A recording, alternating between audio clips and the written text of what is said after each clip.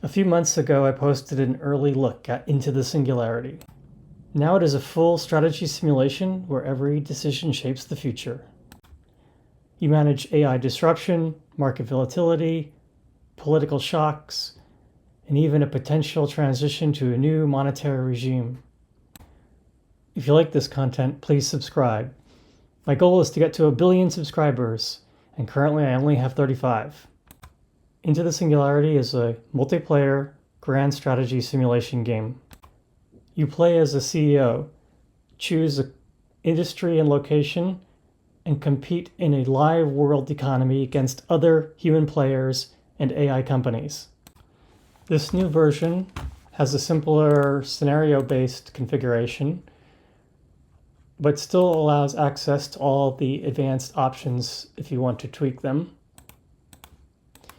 So you select whether you're going to play solo or a certain number of players. In this case, I'm going to play solo. And you pick what sort of scenario that you want. You can have anti-crypto, pro-technology, dystopian nightmare, whatever. I'm going to just do standard easy for this one. And then you give a company name. And then when you're ready, you click Create Game.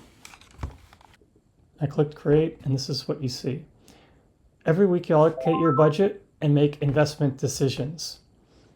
You can influence the rate at which time flows, and since I'm the only player, when I move the time rate slider, it will honor that decision. If there are policy decisions to be made, you get this Vote Now button in a banner at the top. When you click it, you'll see... Should there be strict regulation and taxation of cryptocurrencies? You'll see the policy to vote on. You can read it. You can look at the details, which give you elaborate pros and cons and consequences. You can even put lobby money toward whether you want to more heavily weight your vote relative to others or not. But really all you need to do is give a yes/no answer, and then the game will proceed to the next policy question and so on. So here I've reduced time in order to do some changes. The first thing I'm going to do is update my budget, make sure it matches my own desires. So I'll reduce R&D a little bit, and you can see the consequences of these changes in these arrows at the bottom as to how they affect quality, brand, engineer efficiency, safety, and things like that. So I'm going to increase the amount of R&D allocated towards safety so that we don't create any unsafe AIs or anything like that. Put a little bit more toward marketing and maybe a little bit toward engineering so that red arrow is diminished. And since it's early in the game, the AIs aren't so good, but they'll be a bit better later. But I do want to allocate some of my payroll toward the AI. And then when I'm comfortable there, I'll let time go forward a little bit, say at 1 day per second. Review your workforce on the workforce page. Later in the game, you may have access to more advanced AI workers.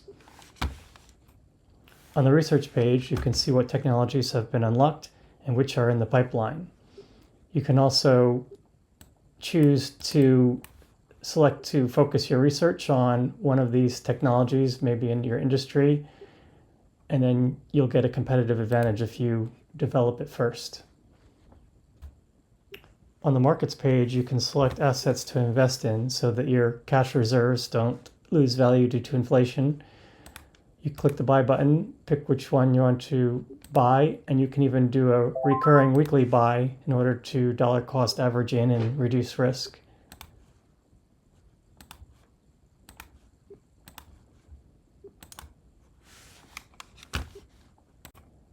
The world page shows global macro indicators and metrics.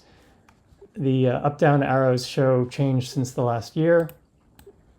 If any of the economic indicators charts show red, that's usually bad. If they show green, that's usually good, like relatively low unemployment rate, but growth is bad here.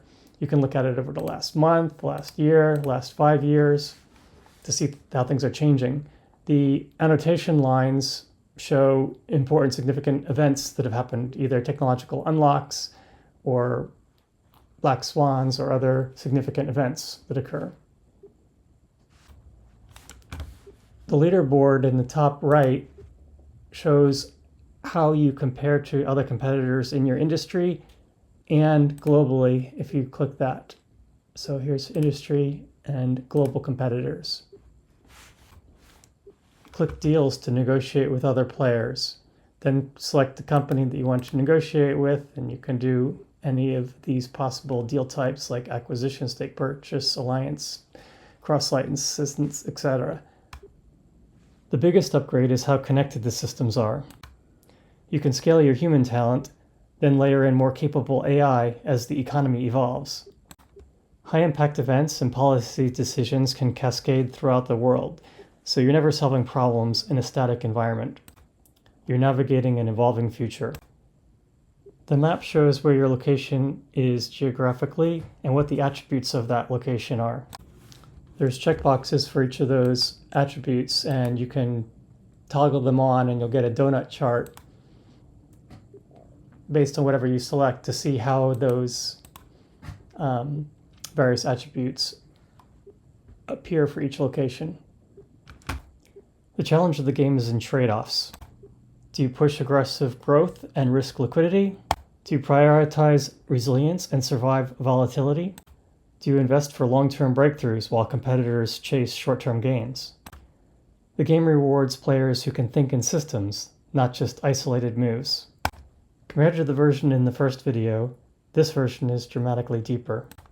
The outcomes are more varied and emergent. If you enjoy strategy games where decisions compound and the outcome is determined by systems, you should like this game. If you want to try it, use the link below and join the Discord to find games, share strategies, and share feedback. Community input is actively shaping the next wave of updates. Jump in, run your company through the road to singularity, and share your playthrough. Did you dominate, adapt, or collapse under pressure? I want to hear your strategy. Should sufficiently advanced AI systems be granted legal personhood?